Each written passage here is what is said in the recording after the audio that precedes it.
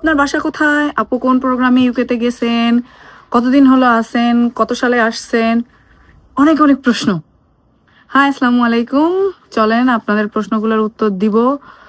হচ্ছে আমি দেখলাম যে আমি আসলে আমার মানে ডিটেলস যে একটা থাকে না, ইন্ট্রোডাকশন, ওটা পুরোপুরি ভালো করে দেয়া হয় নাই। সো লেটস গো, আজকে পুরোটাই জানাবো। ইন্ট্রোডাকশনের আগে চলেন আমার গাছ দেখাই। সো এটা হচ্ছে স্কোয়াশ, বাটারনাট স্কোয়াশ এর চারা, অনেক বড় হয়ে গেছে। আর এটা ছিল আলু।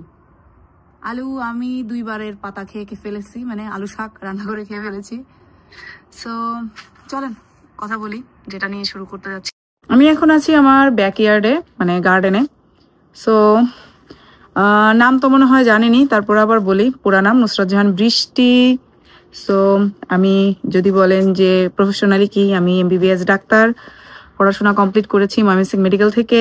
এরপরে আমার বাসা যেহেতু খুলনাতে, হ্যাঁ আমার বাসা খুলনাতে, সো খুলনাতে হচ্ছে আমি জব করতাম এখানে আসার আগে।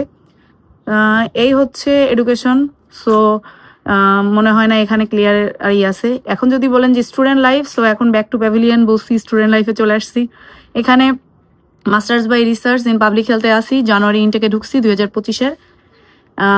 আর হচ্ছে আমার কোর্সটা তো জানেনি, এটা হচ্ছে যেহেতু রিসার্চ কোর্স, আমার হচ্ছে টোটাল মিলে 1.5 বছরের একটা আছে ফেজ, এর মধ্যে এটাকে কমপ্লিট করতে হবে, মানে সামনের বছরের মে মাসের মধ্যে আমার এটা আশা করি কমপ্লিট হয়ে যাবে, যদি না কোনো ঝামেলা হয়। এবার যদি বলেন যে পারিবারিক ব্যাকগ্রাউন্ড, তাহলে হচ্ছে আমার বাবা ব্যাংকার, এখনো সে জবে আছে, হয়তো এই বছরের শেষে রিটায়ারমেন্টে চলে আসবে। আম্মু হাউস ওয়াইফ, বোন 2টা, আমরা 3 বোন, আমি বড়, মেজো বোন এবার অনার্স ফার্স্ট ইয়ার, ছোট বোন ইন্টার ফার্স্ট ইয়ারে আর ফাইনাল পরীক্ষার সামনে দিবে। এই হচ্ছে। আর যদি বলেন বৈবাহিক জীবন, আমার একটা হাজবেন্ড আছে, অবশ্যই একটাই হবে। সো এবং একটা বাচ্চা। হাজবেন্ড দেশে থাকতে ব্যাংকার ছিল, সরকারি ব্যাংকে জব করতো, সেটা থেকে এখানে চলে আসছে। সো তার ব্যাংকের চাকরি ছাড়ার যে প্রসিডিওর এখনো চলতেছে। আর বাচ্চাকে নার্সারিতে ভর্তি করেছি, ছেলে আপনারা দেখছেন যে নার্সারি ভিডিওতে। সো আপাতত এইগুলাই।